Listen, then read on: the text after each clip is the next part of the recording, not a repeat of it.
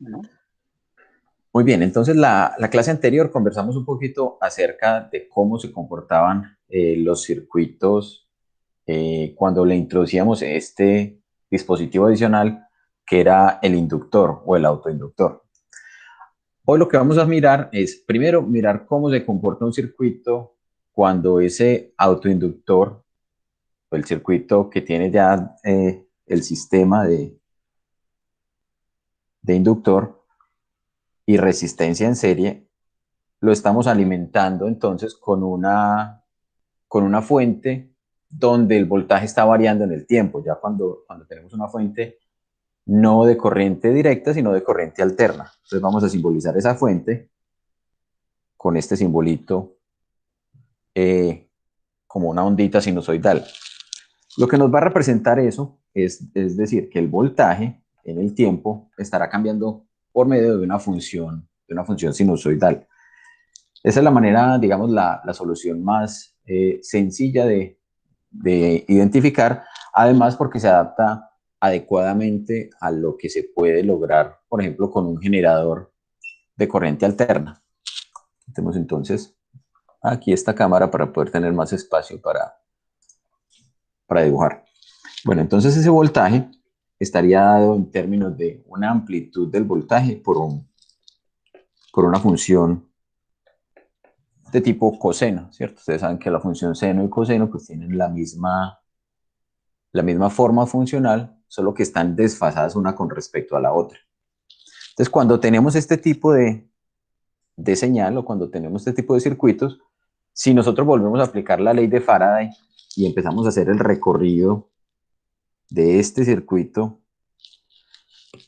diciendo que entonces eh, el cambio de cada una de las diferencias de potencial o a medida que voy recorriendo ese circuito, vamos a encontrar una ecuación diferencial que va a ser como de este estilo. Va a ser L, o sea, el valor de la inductancia o de la autoinductancia, por cómo varía la corriente en el tiempo, más I por R, que nos va a representar cómo es la caída del potencial eléctrico a través de la resistencia, y menos el valor del voltaje. Pero el voltaje entonces ya vimos que es una función coseno, donde omega me representa la frecuencia con la que está ese coseno oscilando y t es la variable del tiempo. Y esto sería entonces igual a cero. La solución de esa ecuación diferencial es de este estilo, es una solución que depende del tiempo y es el voltaje o la amplitud del voltaje sobre R2 más omega L al cuadrado y todo esto en raíz y multiplicado por el coseno de omega t menos una variable que llamaremos phi. Esa variable que llamamos phi, esta que nos apareció en el término del coseno, hace referencia a la fase, ¿cierto? Sería qué tan desfasados o qué tan separados temporalmente ocurren los máximos de la corriente y del voltaje. ¿Por qué? Porque si miramos acá tenemos el voltaje ocurriendo según una función coseno, pero la corriente va a ocurrir también en una forma similarmente funcional a la ecuación coseno o a la función coseno, pero con una separación. Eh, con una separación. Ese valor de phi se puede obtener sabiendo que, por ejemplo, eh, vamos a escribirlo por aquí, phi es la función tangente menos 1 o arco tangente de omega L sobre R.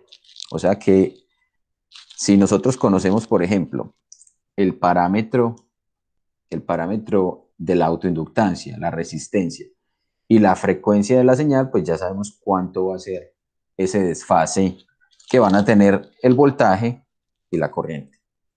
Entonces, en algunos casos, por ejemplo, ese parámetro de phi puede llegar a ser tan grande como 90 grados o pi medio radianes. Y entonces la corriente y el voltaje van a estar desfasados. Si nos fijamos en esta ecuación, esta que acabamos de llegar, este que acabamos de encontrar, nos vamos a dar cuenta que ese coseno va a estar oscilando entre, esta parte de acá va a estar siempre entre -1 y +1, ¿sí? Por ser la función coseno. Entonces, será en esos casos cuando se alcance -1 y +1 que vamos a llegar a la corriente máxima.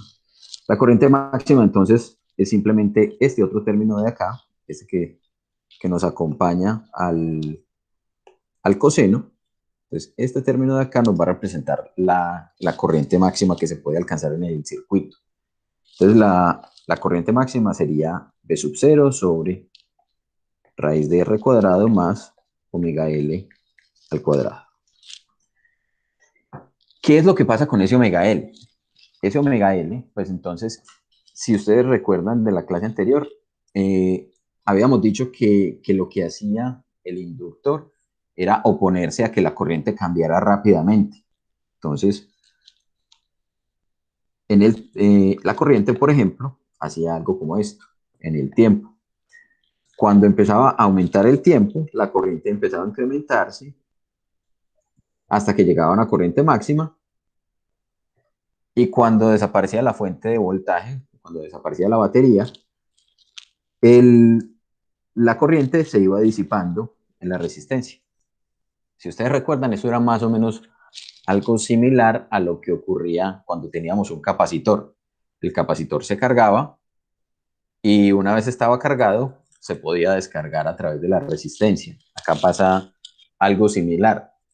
En el caso de los capacitores, lo que pasaba era que estábamos almacenando energía en forma de campo eléctrico, y en el caso del inductor, lo que estamos haciendo es almacenar energía en forma de campo magnético.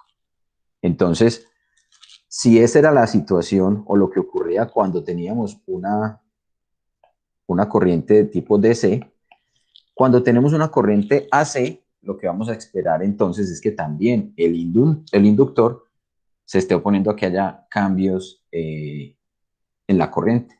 Solo que en este caso, como la corriente está cambiando, ¿cierto? Si nosotros miramos la forma que tiene el voltaje, y el voltaje tiene una forma cosenoidal, entonces podemos decir, este es el voltaje. Entonces la corriente también va a tener una forma funcional similar, pero entonces va a estar ocurriendo después de que ocurra los cambios de voltaje. Es decir, la corriente puede tener, por ejemplo, una forma en donde los máximos se alcancen por acá,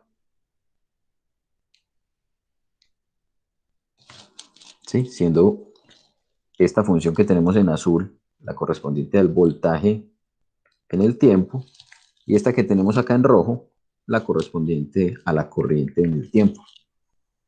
Ahí, por ejemplo, no tenemos a escala voltaje y corriente, que recuerden que entonces tendríamos que tener en el caso de voltaje, pues una escala en amperios, perdón, en el caso de la corriente, una escala en amperios, y en el caso del voltaje, una escala en voltios.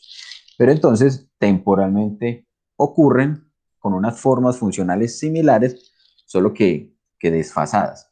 Entonces, ¿dónde empieza a jugar ese parámetro omega L, o cómo empieza a afectar? Entonces, miren que si, por ejemplo, eh, miramos las unidades que omega L va a tener, ¿cierto? Omega L, sus unidades van a ser de ohmios. ¿Por qué sabemos que deben ser ohmios?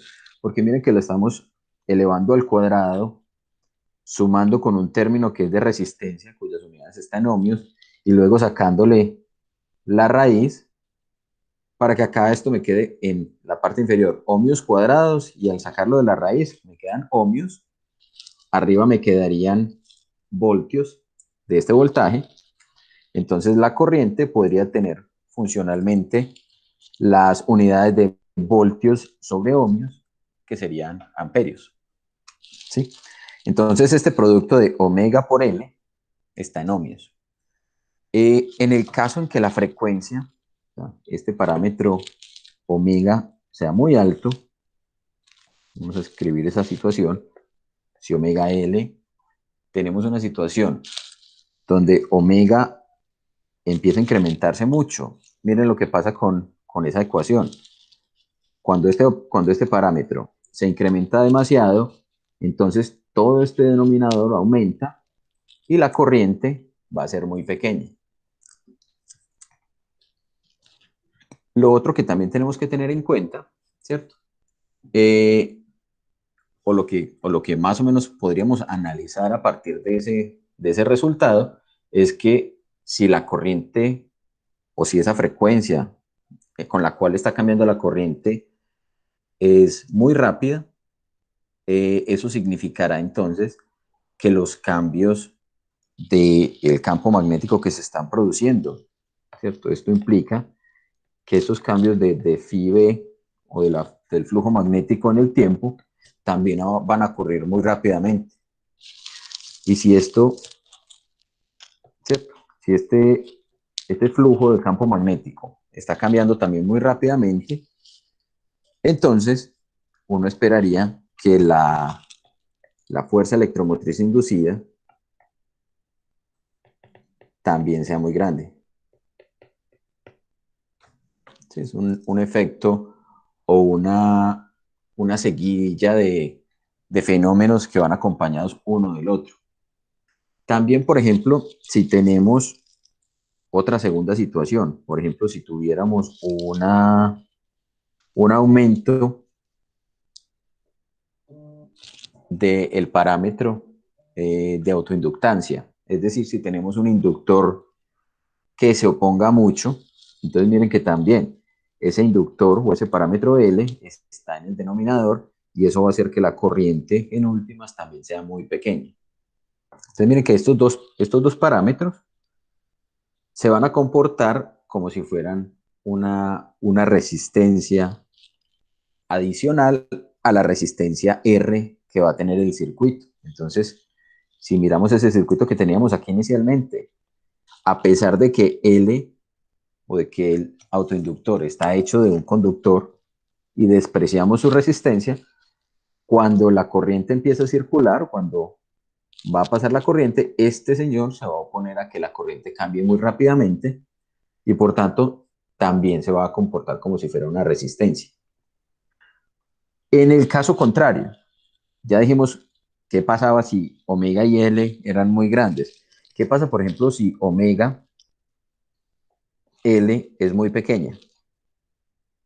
Si por el caso contrario, por ejemplo, omega es un valor muy pequeño, pues volvemos a mirar en la ecuación y nos damos cuenta que si omega L es muy pequeña, o si omega solito es muy pequeña, este término se hace muy pequeñito porque lo estoy elevando al cuadrado.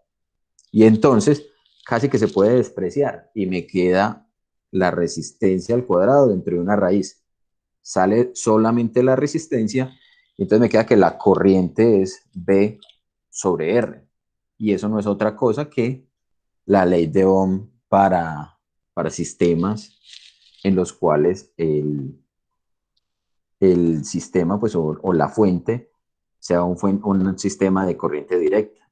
Entonces, un sistema de corriente directa yo lo puedo hacer equivalente a un sistema de corriente alterna, solo que considerando que la frecuencia de la oscilación es muy, muy pequeña. O sea que casi nunca está oscilando, ¿cierto? Lo mismo pasaría con L. Si L es un inductor de un valor muy pequeñito, entonces también su efecto sobre la corriente pues va a ser mínimo. Entonces, eso sería solamente mirando esta parte de la corriente máxima, solamente analizando este término de acá.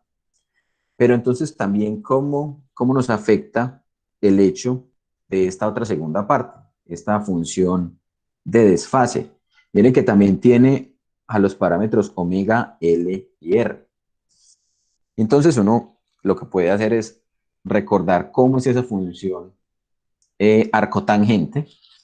Entonces, si recordamos de cuando uno graficaba las funciones trigonométricas, decíamos que la tangente de phi era una función que tenía una periodicidad, ¿cierto? Por ejemplo, entre este valor y este valor, que eran menos pi medios y pi medios, la función se comportaba como así. Venía desde por allá de menos infinito, pasaba por el cero y se iba hasta más infinito de forma asintótica.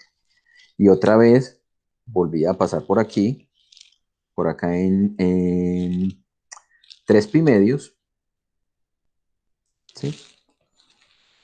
Por acá tenemos 3 pi medios y volvía a hacer otro periodo como estos. Así, y por acá también hacía lo mismo. Y así podríamos tener entonces la función tangente. La función tangente inversa o arco tangente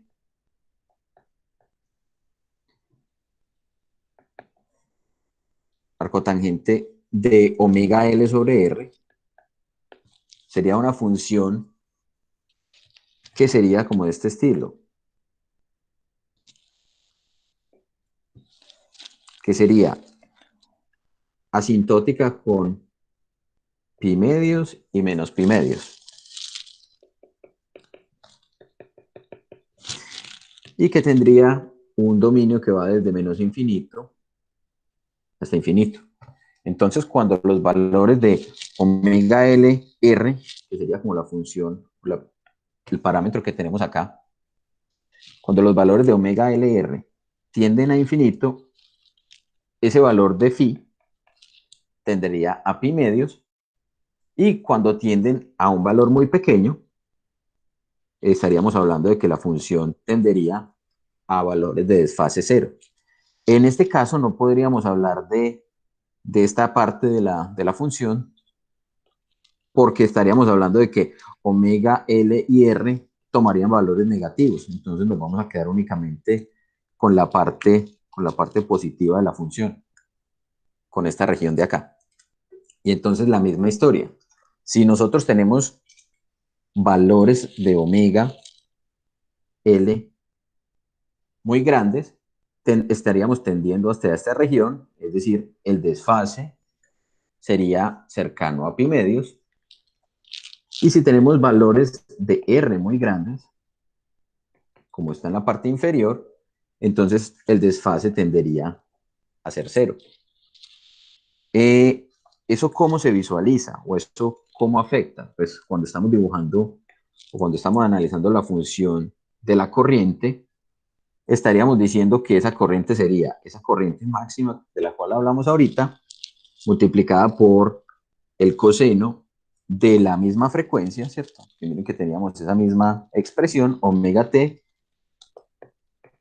menos un valor, menos ese valor de desfase. Con resistencias muy grandes, el desfase es cero. Entonces, si por ejemplo tenemos una resistencia muy grande, estaríamos hablando de que voltaje y corriente ocurren simultáneamente. Digamos, este sería, por ejemplo, a ver, ¿cómo fue que pintamos ahorita los colores? El voltaje lo pintamos en azul. Entonces, digamos que vamos a pintar el voltaje. Este sería el voltaje y la corriente estaría ocurriendo simultáneamente. Puede que no ocurra con la misma amplitud, pero ocurrirían los picos, los ceros ocurrirían a la misma vez, los mínimos a la misma vez, los máximos a la misma vez. Y en el caso de que omega y L, omega o L, sean valores muy grandes, entonces en ese caso lo que tendríamos es que phi, en este caso phi es cero y en este caso phi es pi medio. ¿Y eso cómo se vería entonces? Ocurriría la función sinusoidal, perdón, cosenoidal para el voltaje, y para la corriente el seno, perdón, el coseno menos de una función menos pi medio sería la función seno. Entonces estaría ocurriendo como de esta manera, ¿sí? Ocurriendo ese pico, digamos, el pico que tiene la función coseno separado un desfase de pi medios del pico que tiene la función seno. O en este caso, estaríamos hablando de que la corriente está desfasada respecto a cómo cambia el voltaje. Les voy a mostrar eso en una simulación. Espérenme un segundo, busco dónde está ese sistema. A ver. Y lo tenía, y lo tenía.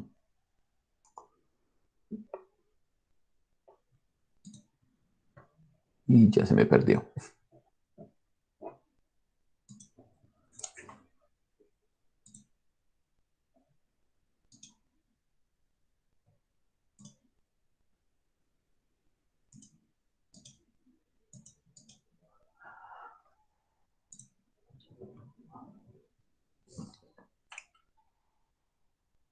Listo, permítanme, les presento, les muestro una de estas. Les voy a compartir una de estas.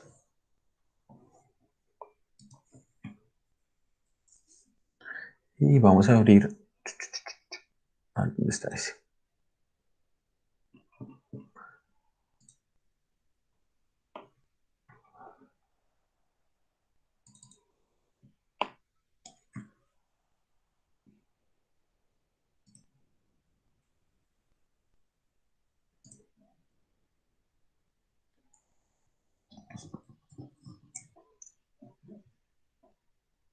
A ver, no, ese no sería como el más adecuado.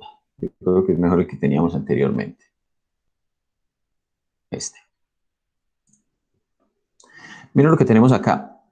Acá tenemos, por ejemplo, en esta situación, un circuito que está alimentado por una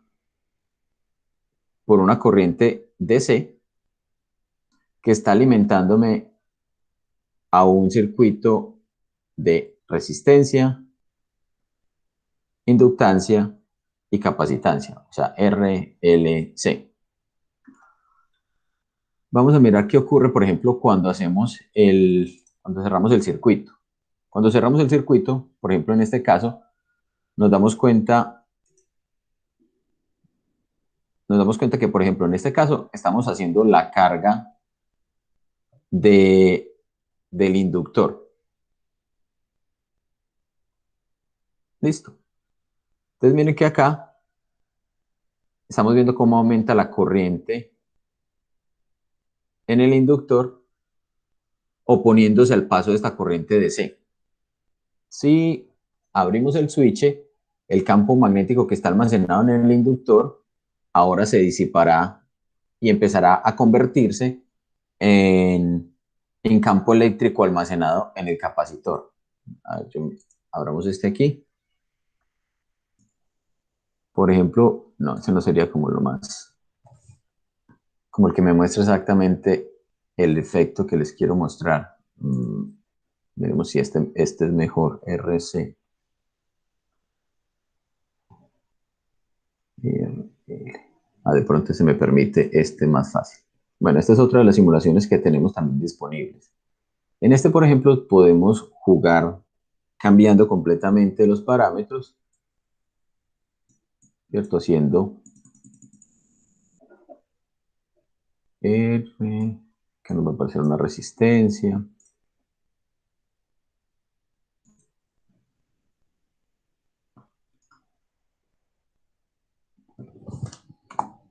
No, tampoco es como el más divertido.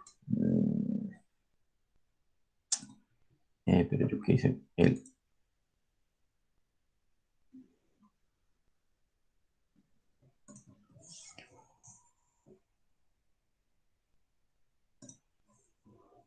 creo que les voy a tener que pedir a ustedes que me esperen un segundo mientras modifico este circuito para poderlo hacer similar al que tenemos allí, ¿sí? Porque no teníamos, no sé qué pasó con el que tenía salvado.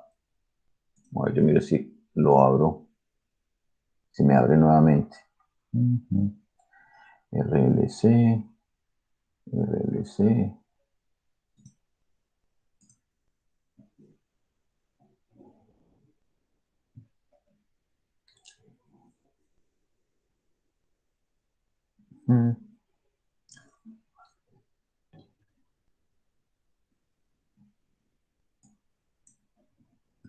Este CRL, vamos a ponerle una fuente, AC.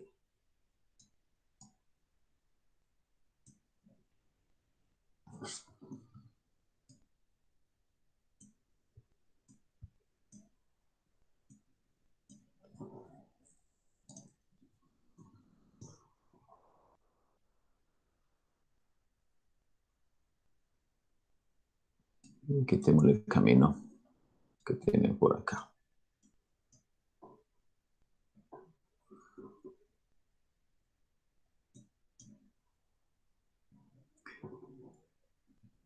Y bajémosle un poquito a esta impedancia.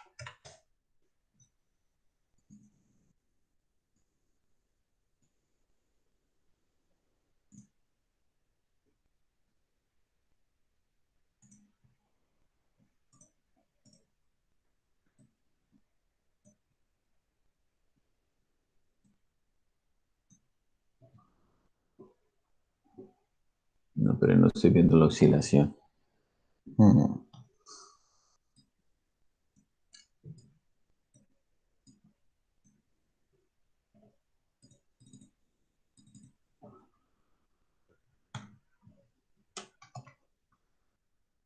Juan, es que yo creo que no está tocando el puntico de arriba del otro. Ese. ¿No le está tocando? Sí, tienes razón. Es como si... A ver, entonces, a ver, hagamos con la contacto entre este y entre este y este. Y, a ver, miremos si ahora sí.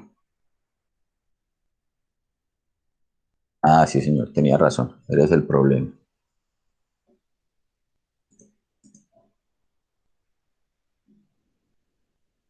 Y entonces, si lo reiniciamos, bueno, entonces en este caso, por ejemplo, tenemos unos valores bastante pequeños de amplitud, ¿sí? Pero esencialmente son circuitos que resuenan o que oscilan gracias a la presencia de este sistema que tenemos acá. Y vamos a ver si puedo mirar este. Bien, listo.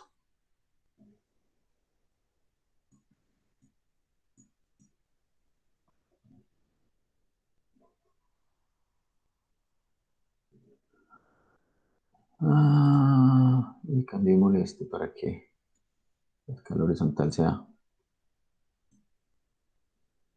Bueno, yo creo que ahí se ve un poquito mejor. Y este, aumentémosle también la escala. Eso, que me muestre el voltaje y que me muestre la corriente. Ok, listo. Bueno, ¿qué les quería mostrar con este sistema esencialmente? Si nos damos cuenta, acá tenemos la gráfica de lo que está pasando en el inductor con voltaje. Si en este caso, por ejemplo, el voltaje alcanza a llegar a 3.8 voltios y con corriente. Aquí la corriente alcanza 3.2 miliamperios.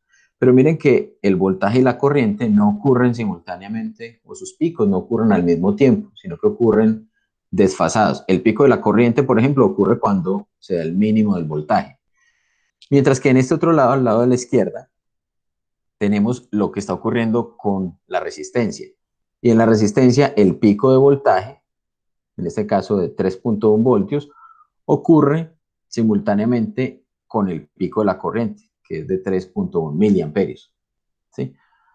Eso para este parámetro particular pues de frecuencia que tenemos acá.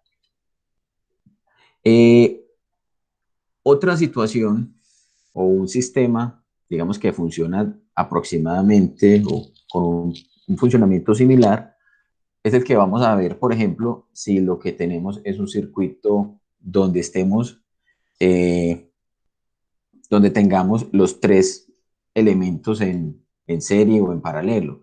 O sea, circuitos donde tengamos resistencia, capacitancia e inductancia, que sería como este que les mostré en esta ventana de acá. ¿Sí? En esta situación, por ejemplo, miren que el capacitor está conectado en paralelo con la batería. Vamos a ponerle un poquito de capacitancia a esto que está muy bajito. Y observen que una vez esto ocurre, ¿sí? En esta situación, lo que hace la batería es cargar las placas del capacitor y cuando se cambia el switch, estamos desconectando la batería y estamos conectando ese capacitor con este circuito en serie de resistencia e inductor. Y en ese momento, el campo magnético, se empieza a desarrollar un campo magnético en el inductor y ese campo magnético se está oponiendo a la corriente que quiere fluir desde el capacitor. ¿Qué es lo que va a ocurrir en determinado momento? Pues en determinado momento la energía total se va a disipar por la resistencia, por esta resistencia que tenemos acá. Si la resistencia tiene un valor muy bajito, entonces observen que esa disipación ocurre muy lentamente.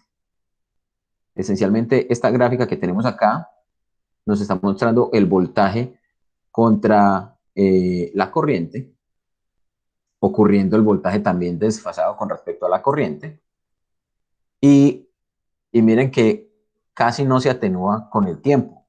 Pero si empezamos a incrementar la resistencia, nos damos cuenta que la amplitud va cambiando hasta el punto en que en algunas situaciones es posible llegar a que se atenúe completamente la señal o el voltaje que está fluyendo porque se disipó completamente en el circuito. Para el caso, por ejemplo, de estos circuitos RLC, que los podemos tener así como lo tenemos allí, o también lo podríamos tener de esta manera, digamos en un circuito LRC, podríamos tener un circuito donde tengamos una fuente de voltaje alterna conectado con un capacitor, conectado en serie con un inductor, conectado en serie con una resistencia. Entonces este sistema aquí. Y en esta situación, por ejemplo, el voltaje también está cambiando con el tiempo y ese voltaje puede ser con una función también B sub 0 por coseno de omega t. Digamos que la manera de analizar este problema es similar a cómo se analizaba el circuito de resistencia e inductancia. Básicamente, también aplicar la ley de Faraday, decir que si yo sigo el camino del campo eléctrico en producto punto por una trayectoria de desplazamiento en una trayectoria cerrada, es decir, por ejemplo, en todo este circuito, eso tiene que ser igual a menos L por el cambio de la corriente en el tiempo. Y entonces, a partir de ahí, uno puede llegar a la ecuación diferencial que les voy a mostrar en este momento, ¿cierto? Si uno, por ejemplo, asumiera que en el caso de la corriente alterna, digamos, la corriente en algunos instantes está siendo completamente positiva o está siendo completamente negativa, uno podría, digamos que, imaginarse que acá tiene una batería de corriente DC. Y decir, bueno, es que este tiene una polaridad positiva. Y entonces es como si la corriente estuviera fluyendo en esta dirección. Y en esta situación, esta placa se cargaría positiva, esta placa se cargaría negativa, es decir, que el campo eléctrico sobre ese capacitor apuntaría en esta dirección, de positiva a negativa. El campo eléctrico en el inductor siempre vale cero. Y como la corriente va fluyendo en este sentido, entonces esta sería la carga positiva o el lado positivo de la resistencia, el potencial más alto, y el campo eléctrico apuntaría en esta dirección. Y entonces si uno tiene eso en cuenta y considera que la batería tiene este comportamiento, es como si tuviéramos el campo eléctrico en la batería o en la fuente apuntando en esta otra dirección. Entonces, Haciendo este recorrido, si hacemos el recorrido en la dirección que tiene la corriente, o sea, en este sentido, uno empezaría por aquí. Digamos, empezamos aquí después de la fuente. Entonces, primero hay una caída de potencial debido al capacitor. Entonces, la caída de potencial debido al capacitor, más cuánto cambia el potencial en el inductor. En este caso, como el campo eléctrico es cero, sería cero, más cómo es el desplazamiento, ¿sí? El desplazamiento con respecto al campo eléctrico sobre la resistencia. En este caso sería I por R, sería positivo. Y por último, tendríamos entonces el efecto de atravesar la batería en el sentido opuesto. Entonces tendríamos menos P sub 0 por el coseno de omega t. Y esto sería igual a menos L por di de t. Entonces ustedes se dan cuenta que esta ecuación también tiene unos términos que, que se asemejan un poquito a lo que conocíamos o a lo que habíamos visto anteriormente. Pero ¿cuál es la diferencia que vamos a tener acá? Aquí vamos a hacer una primera eh, conversión, es decir, que la corriente es la variación de la carga en el tiempo, que así era que habíamos definido la corriente cuando cuando vimos los primeros circuitos eléctricos. Y también que el voltaje o la caída de voltaje en el capacitor era la carga almacenada en el capacitor sobre la capacitancia. Y entonces, miren que esencialmente lo que estamos haciendo es convertir toda esta ecuación que tenemos acá, convertirla toda en términos de la carga. ¿Cómo así que en términos de la carga? Miren que es como si estuviéramos diciendo el voltaje en el capacitor, entonces sería la carga almacenada sobre la capacitancia, más cero, más R que multiplica al cambio de la carga en el tiempo o a la corriente, ¿cierto? Menos B sub 0 coseno de omega t. Y esto tiene que ser igual a menos L. Y el cambio de la corriente en el tiempo sería la segunda derivada de la carga con respecto al tiempo. Entonces ahora la ecuación diferencial ya se nos convirtió en una ecuación de segundo orden. Entonces nos queda L por la segunda derivada de la carga con respecto al tiempo, más R por la derivada de la carga con respecto al tiempo, más la carga sobre la capacitancia, igual a B sub 0 coseno de omega t.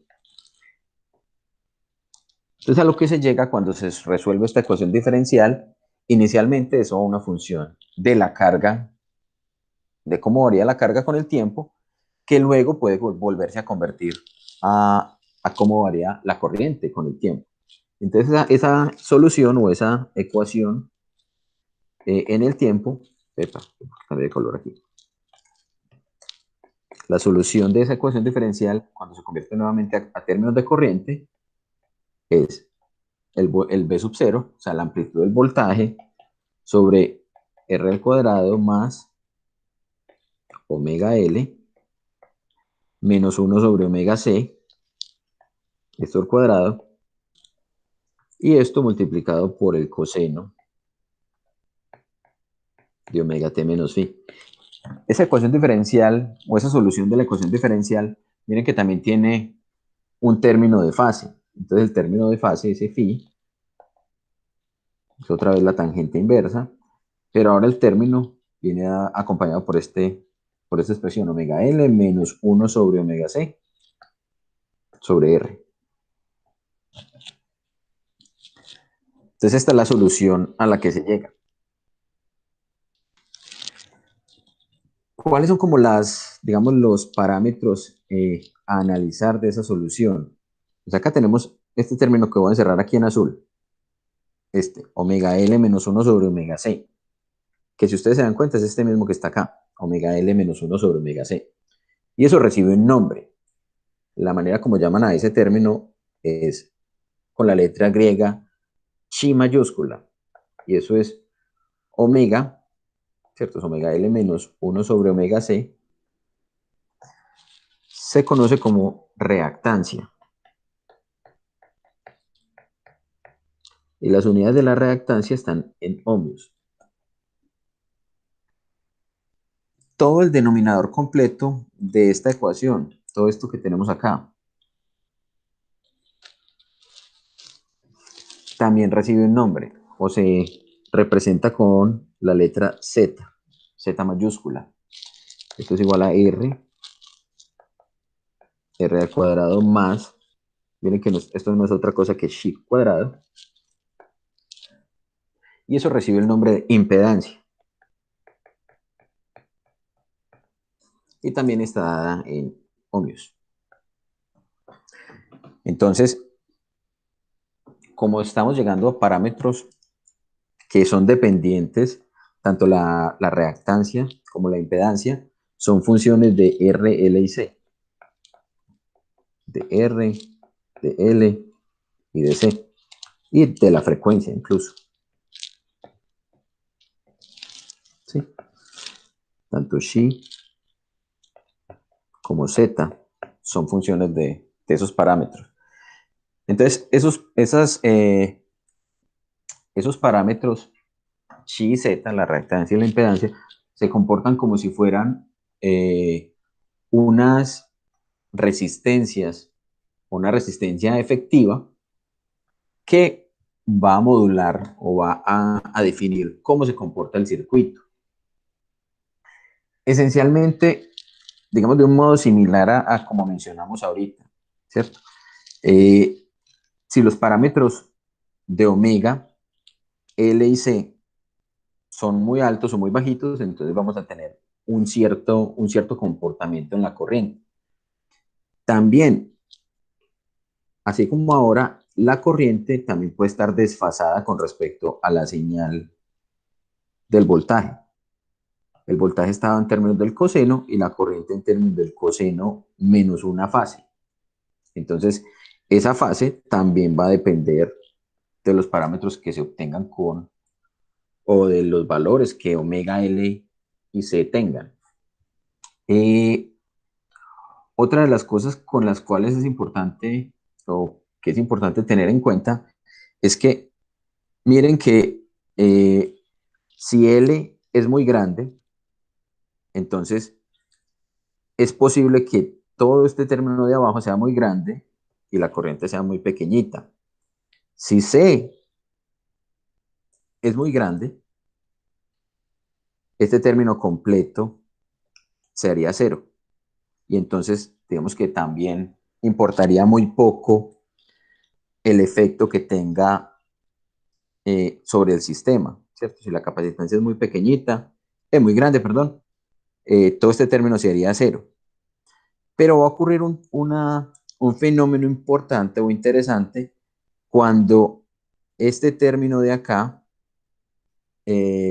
con este término que tenemos acá, o más bien, cuando este y este término tienen valores similares, vamos a obtener un fenómeno donde este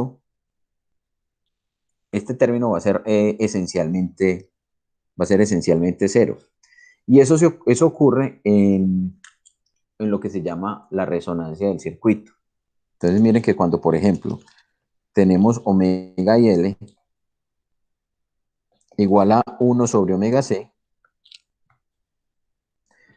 entonces vamos a obtener un parámetro, o podemos obtener un parámetro, digamos, omega 0, que podemos despejar como 1 sobre LC, y a esto se le conoce como la frecuencia de resonancia.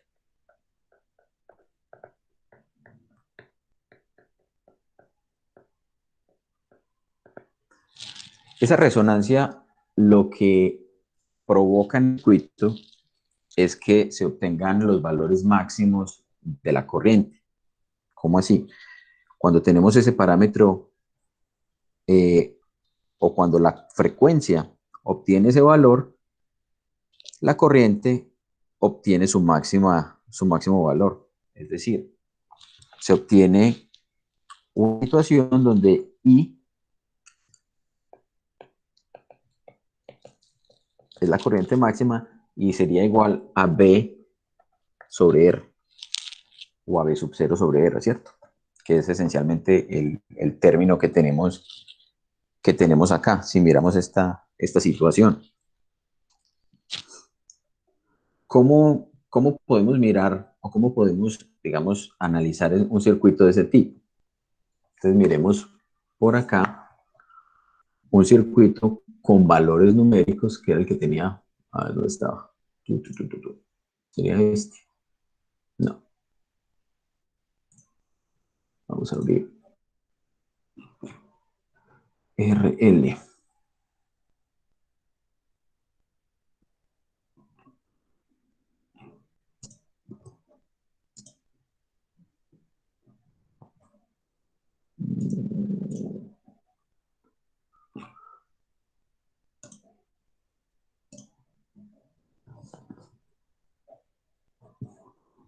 Vamos a mirar esta situación.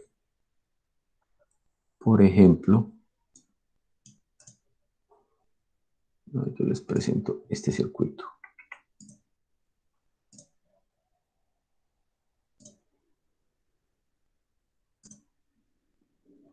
Listo. Este que tenemos acá, miren que es un circuito donde tenemos una resistencia de 10 ohmios, un inductor de 50 milihenrios y un capacitor de 300 nanofaradios. Adicional a eso, lo que tenemos en este circuito, esto es un medidor de la corriente, esta es la tierra y esto es una fuente variable. Si nosotros miramos esa situación, ese circuito que tenemos ahí, lo voy a dibujar para mostrarles qué sería lo que obtendríamos.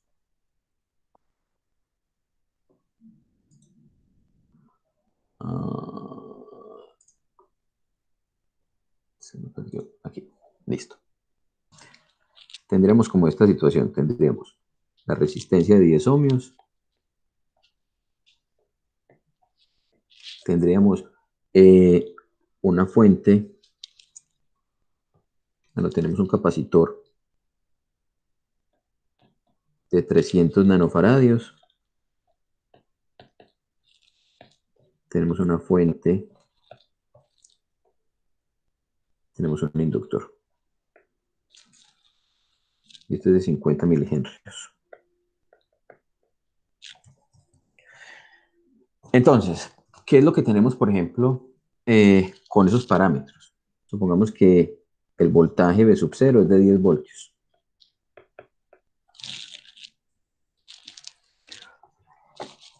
Cuando el circuito esté en resonancia, la corriente máxima que tendríamos que obtener es V sub 0 sobre R. R en este caso serían 10 ohmios. Y tenemos 10 voltios, ¿cierto? Entonces tenemos 10 voltios sobre 10 ohmios. Esto nos tendría que dar 1 amperio.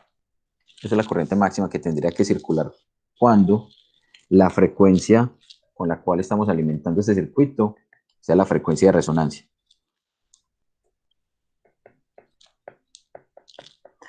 Pero entonces, ¿cuál tendría que ser ese parámetro o esa frecuencia para llegar a la resonancia? Pues si aplicamos esa fórmula, omega 0 sería 1 sobre raíz de LC, aunque ahorita lo vimos como raíz de 1 sobre LC, es exactamente lo mismo.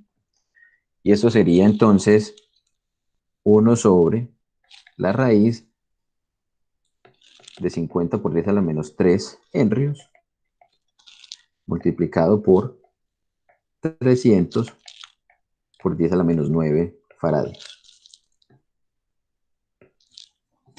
Eso nos da 8164,96 radianes por segundo.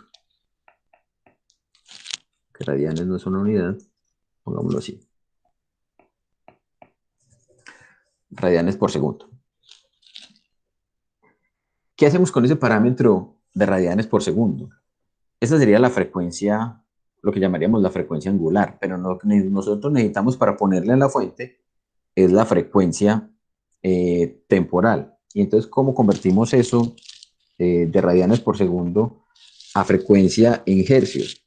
Pues la frecuencia en hercios estaría dada por omega 0 sobre 2pi. Entonces, cuando hacemos o cuando convertimos eso, lo que tenemos es el 8164,96 radianes por segundo dividido 2pi radianes.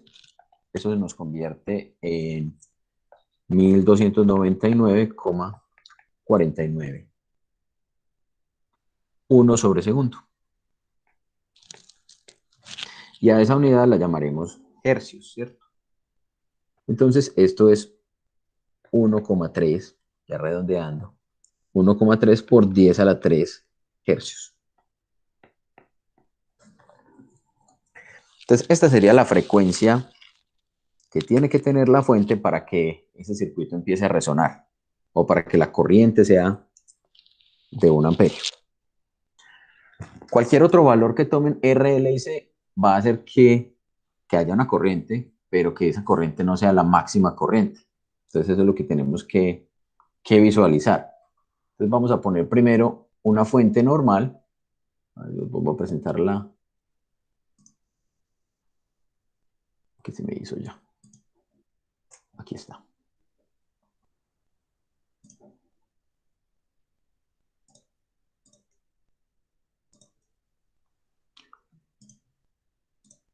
Listo. Entonces vamos a mirar aquí. En este caso, por ejemplo, voy a quitar esta tierra de aquí y voy a poner una fuente normalita. Una fuente AC de estas.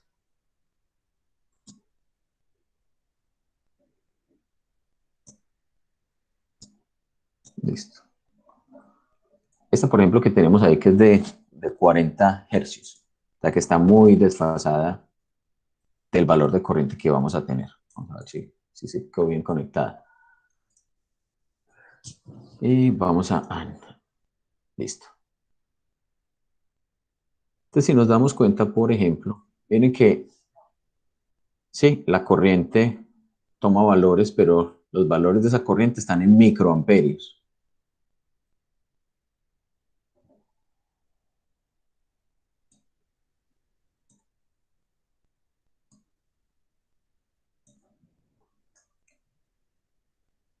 Entonces, observen que al estar la corriente, la frecuencia tan bajita, pongámosle 10 voltios,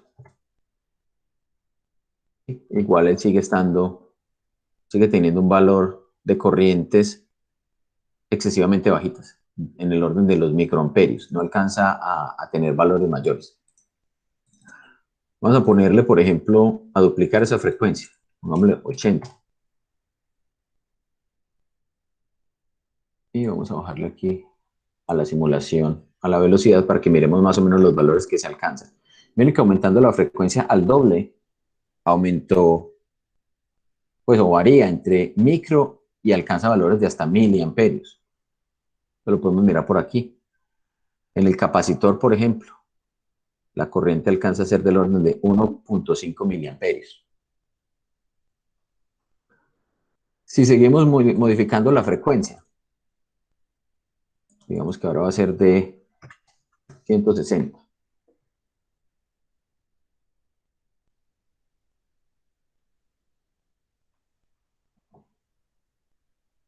Observen que ahora también ya vamos a tener una respuesta, pero esa respuesta va a ser como dos señales superimpuestas, ¿cierto? En este caso, por ejemplo, estamos alcanzando los miliamperios en el capacitor, ¿sí? Los mismos miliamperios en el inductor.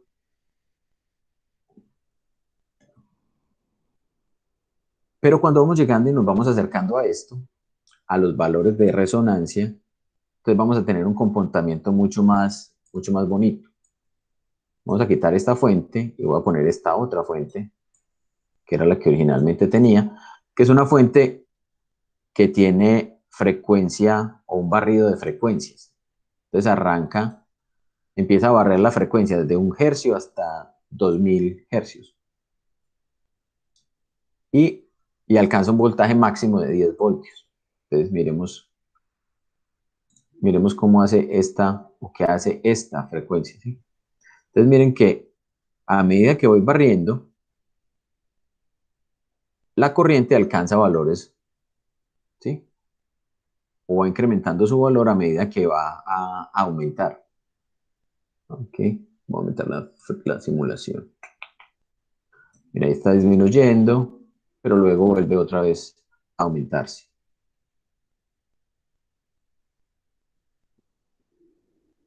Vamos como por 200, 300 hercios.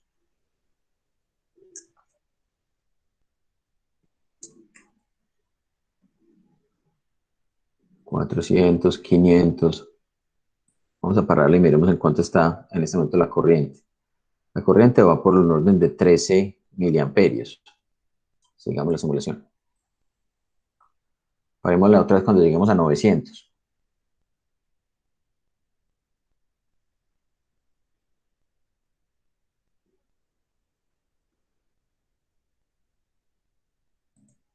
Por acá estamos llegando a 900 y la corriente es del orden de 31 miliamperios. ¿Sí? En los valores máximos. Miren que estoy tomando el valor máximo porque igual, como es una onda sinusoidal, pues él puede tomar valores cero o valores negativos, pero si me paro acá, puedo mirar cuánto es el valor máximo que está alcanzando. En este caso, 32 miliamperios. Continuamos la simulación.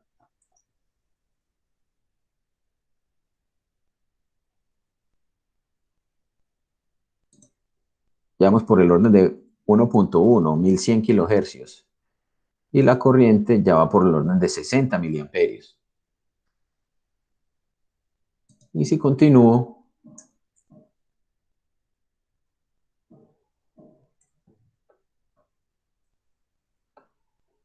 parémoslo por aquí, miren que ya incluso en este lapso temporal nos damos cuenta que la corriente está aumentando rápidamente. Aquí está en 339, acá llegó a 358, acá llegó a 391, acá llegó a 426 miliamperios. Se supone que tenemos que llegar a 1 amperio. Entonces, si seguimos esa tendencia, por acá llegamos a un máximo, a valores máximos de corriente. A ver, estamos 877, 867, 869. ¿Sí? Y observen que en la resistencia también está pasando lo mismo. Y acá, que este es el medidor de corriente que tenemos acá, nos damos cuenta que las corrientes que por allá al principio, cuando las frecuencias de oscilación eran del orden de las decenas de hercios, eran prácticamente despreciables, miren que acá estamos llegando a valores muy altos. Pero una vez salimos de esa o nos pasamos de esa frecuencia, otra vez vuelve y cae. ¿Sí? Él iba por acá y estaba llegando a 880. Es posible que no me dé para cogerlo exactamente en el punto más alto. 880 se supone que debería llegar a 1.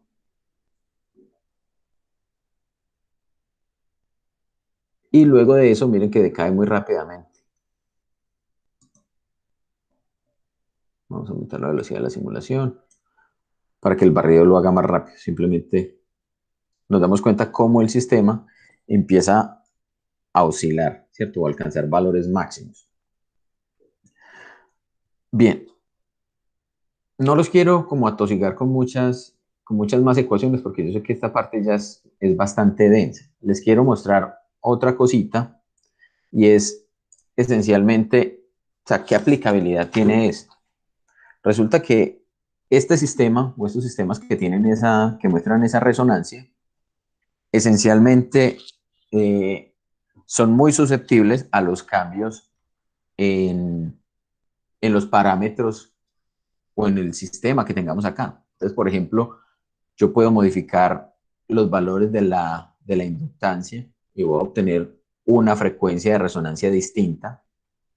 Si modifico la resistencia, voy a obtener una frecuencia de resonancia distinta y si modifico la capacitancia también.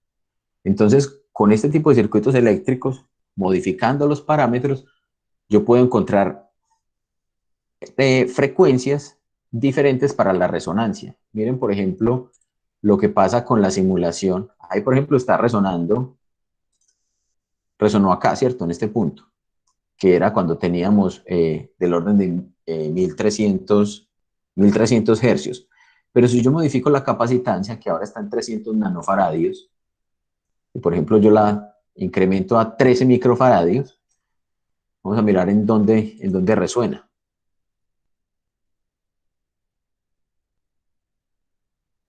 Sí, miren que la forma de la resonancia no es exactamente igual. De hecho, tiene dos picos de resonancia, uno por aquí y otro por acá. O sea, llegó a dos frecuencias en las que la amplitud es máxima. ¿Cuáles serían esas frecuencias? Sería empezar a buscar en dónde ocurren esos picos, pues, corriendo la simulación más lentamente.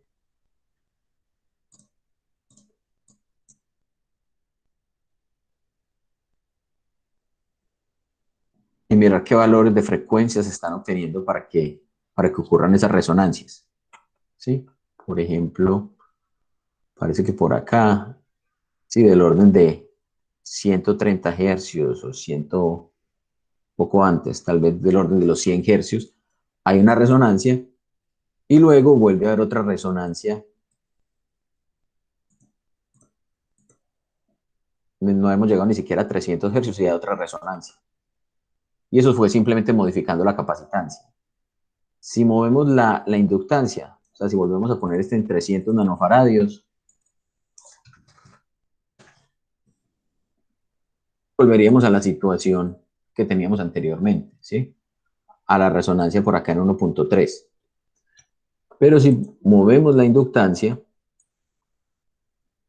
que está en 50, qué sé yo, a 3 veces, entonces miren que también vamos a modificar el valor donde está resonando y la forma en la que resuena. Inclusive, miren que no se alcanzan a llegar a valores tan elevados.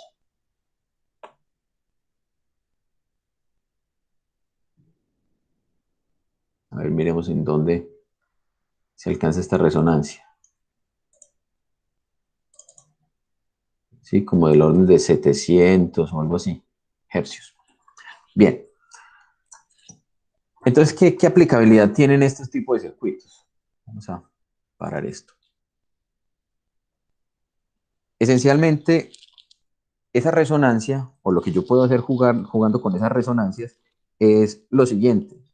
Yo podría tener entonces, por ejemplo, aquí mi resistencia, aquí mi capacitor, aquí mi inductor y aquí la fuente. Y como lo que estoy logrando es hacer que se están moviendo cargas, ese desplazamiento de cargas o esa oscilación de cargas, digamos una carga que se esté moviendo hacia adelante y hacia atrás, lo que me va a producir es un campo eléctrico que está cambiando en el tiempo.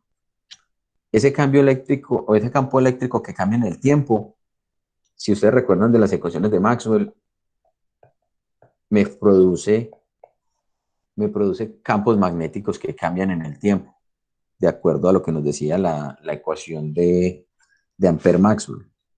Entonces, esto produce campos magnéticos que cambian en el tiempo. Y cambios en el campo magnético en el tiempo produce cambios en el flujo magnético y me produce campos eléctricos variables en el tiempo. Entonces, esto lo que me produce son ondas electromagnéticas. Por ejemplo, ahora miremos dónde está eso. Ah, está en esta simulación. Ah, están las de... Ay, ya no la encuentro. Entonces me van a tener que disculpar que no tengo todas las... todas las simulaciones abiertas en este momento.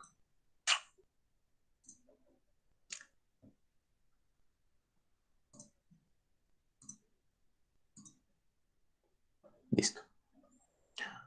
Ya les voy a mostrar esto. Este aplicaría para una carga. Esta sería una carga positiva. ¿Sí?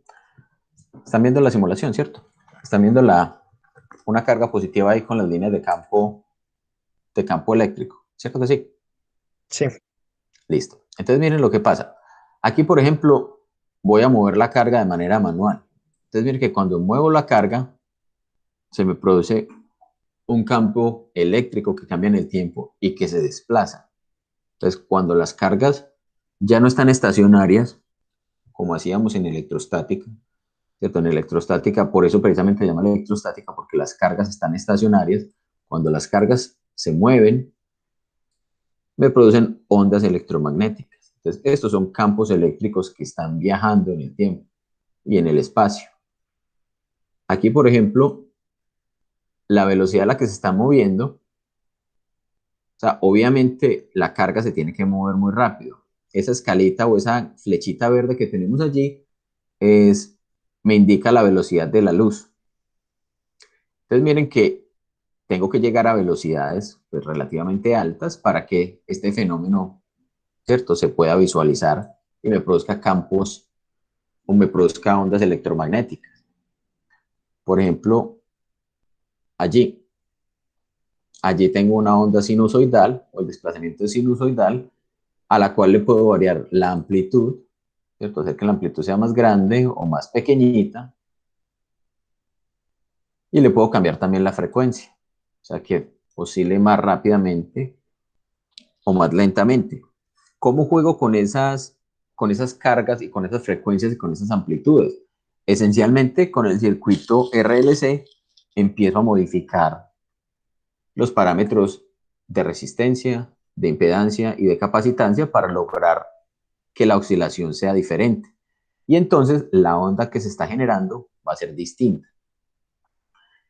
¿Eso qué me permite hacer? Me permite hacer cosas como esta. Espérenme a ver si esto carga rápidamente, que este es más lento.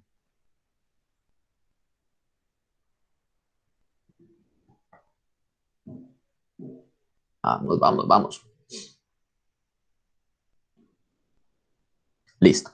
Entonces esto que tenemos acá es lo equivalente a lo que sería una radio, ¿sí? Una estación de radio, una emisora. Entonces en la emisora tenemos una antena y lo que la antena está haciendo es haciendo oscilar cargas eléctricas. Esas cargas eléctricas entonces me producen ondas que van viajando y en el receptor lo que voy a tener es, si acá en el receptor tengo el circuito sintonizado en la frecuencia que esta emisora está emitiendo, entonces estaré entrando en resonancia, la corriente será máxima y es exactamente lo que llamaríamos sintonizar una emisora o una estación de televisión. Es exactamente eso. Entonces, los circuitos RLC me permiten hacer ese tipo de conexiones. Miren, por ejemplo, acá. Aquí, por ejemplo, estamos haciéndolo oscilar automáticamente. Y entonces, en el receptor, que sería esta casita de acá de la derecha, la antena o los electrones en la antena estarían oscilando y estarían entrando en resonancia con la energía que esa onda electromagnética está transportando a través del espacio, ¿cierto? Si cambia la frecuencia de oscilación, entonces estaríamos sintonizando o estaría cambiando la frecuencia. Necesitaría también sintonizar una frecuencia diferente para entrar en resonancia con ella. ¿Sí? Entonces, esa es más o menos la manera como operan las estaciones de radio. Otra de las cosas que se emplea, voy a mostrar esto por aquí, digamos en los radios viejos, lo que se hacía era sintonizar o modificar esos circuitos RLC A ver qué se me hizo esto. Copiar.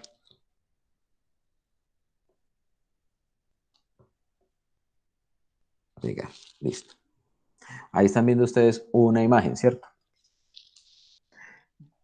Esa imagen que tenemos allí no es otra cosa que un capacitor variable. Entonces esa era la manera más sencilla de sintonizar una emisora.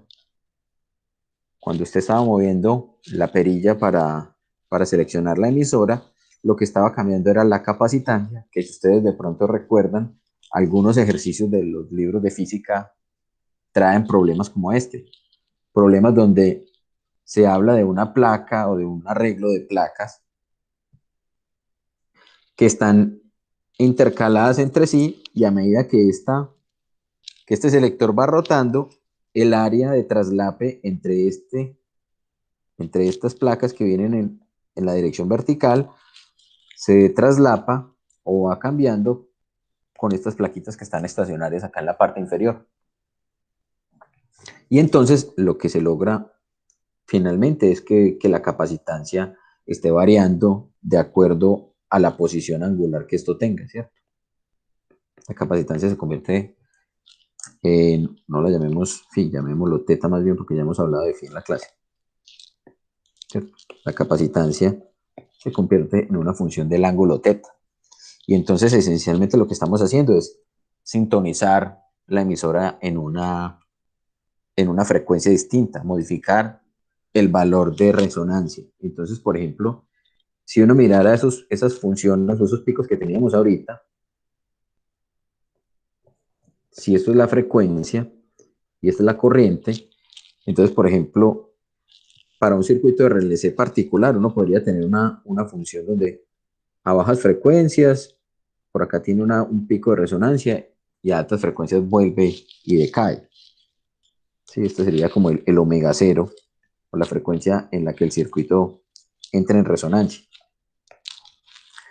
Pero modificando esta capacitancia, entonces es posible que el pico se mueva, que ahora ya esté por acá. Entonces ese pico se movió y se sintonizó en una frecuencia diferente. Y entonces, de esa manera, por ejemplo, se pueden tener simultáneamente en un cierto instante todas las ondas electromagnéticas de las diferentes emisoras en el mismo espacio y lo que el usuario haría cuando empieza a modificar el, o a sintonizar una emisora u otra es simplemente modificar en el circuito del radio en cuál o con cuál de esas emisoras o de esas señales que están allí está entrando en resonancia. Digamos de un modo también similar, resulta que estos circuitos también se emplean para los detectores de metales, también se emplean eh, sistemas donde se tienen unas bobinas, ¿sí? Digamos que se tienen unas bobinas aquí con una inductancia particular, una resistencia particular y una capacitancia particular. Y acá se tiene una segunda bobina. ¿Sí? Y entonces este también va a tener yo pongo con la otra, una inductancia, una resistencia y una capacitancia. ¿Cuál es la característica con esas dos bobinas? Que esencialmente no solamente cada una de ellas tiene una resistencia, inductancia y capacitancia particular, sino que entre sí van a tener un coeficiente de inductancia mutua. Cuando aparece un material ferromagnético, un material metálico cualquiera, ¿cierto? En esta región, entonces, por esos campos que tienen, o por la presencia de ese material, sobre el material van a empezar a aparecer corrientes de Eddy. Y eso hace eh, que se modifique, por ejemplo, en una de las bobinas, que se modifique su resonancia. Y al modificarse la resonancia, estamos modificando también el coeficiente de inductancia mutua. Y entonces, cuando el dispositivo o el circuito electrónico detecta que hay una modificación o una variación que excede cierto parámetro de, de ese sistema o de ese coeficiente de inductancia mutua, entonces dispara la alarma. De un modo similar es como funciona también los sistemas de robo de los almacenes, ¿cierto? De antirrobo de los almacenes. Si ustedes se han dado cuenta, son unos portones que en realidad lo que están así es ocultando una, unas bobinas, ¿cierto? Y esas bobinas también están entre sí conectadas, ¿cierto? Con un coeficiente de inductancia mutua, pero lo que tienen de lo que dispara o lo que genera que se active la alarma es que ellos detectan la presencia de unas laminitas que tienen los dominios magnéticos orientados en una forma particular, ¿sí? Digamos que tienen sus dominios orientados de esta forma. Y esos laminitas con esos dominios orientados son las que le pegan o las que le ponen a la ropa con etiquetas, pues con esas etiqueticas que cuando uno paga el producto, pues le remueven en la caja, ¿cierto? Que tienen un ganchito, ¿cierto? Ustedes saben de qué les estoy hablando. Entonces, cuando ese sistema no se ha removido, al ingresar en esta región, que es como la región de influencia de las dos bobinas, hace que se modifique la inductancia mutua y que por lo tanto sea posible detectar que ese dispositivo está atravesando esa región. Bien, pues muchachos, yo creo que eso era como lo que les tenía para contar el día de hoy. No sé si de pronto tienen alguna duda, alguna inquietud.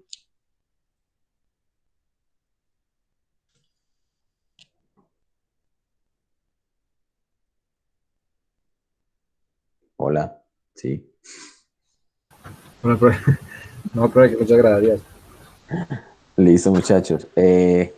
Yo sé que pues de pronto no es como con el mayor rigor científico ni con todos los experimentos que uno quisiera poder mostrar este tipo de cosas, pero pues ojalá les sirva un poquito para los cursos que vienen en adelante o también pues que les sirva como parte, digamos, de su conocimiento ingenieril, que eso también es importante, a pesar de que de pronto no sea el área de trabajo en la que uno profesionalmente se va a desempeñar, pero siempre es importante como tener un poquito de bagaje, de conocimiento de sistemas que no necesariamente son los que uno va a aplicar profesionalmente. En el caso, por ejemplo, de Andrés, que sí es de ingeniería física, seguramente esto lo va a tener que masear un poco más a profundidad en sus cursos de talleres de electricidad y electrónica. Felipe, ¿de qué carrera es? ¿Y Santiago? Bro, yo soy de eléctrica. Ah, usted sí, usted también. Yo soy de sistemas. Ah, bueno. De pronto el de menos aplicabilidad en este momento sería Santiago, pero de todas maneras, pues también puede servir, pues, conocimiento que puede ser útil también. Bueno, muchachos, Juan, yo creo, eh, una pregunta aquí. En lo último que vimos, de los robos de almacenes, ¿de qué forma se podría como bloquear que estas bobinas no capten ese clipcito que le ponen a los productos? ¿O espero yo no se para, podría? espero yo para la grabación. Dale.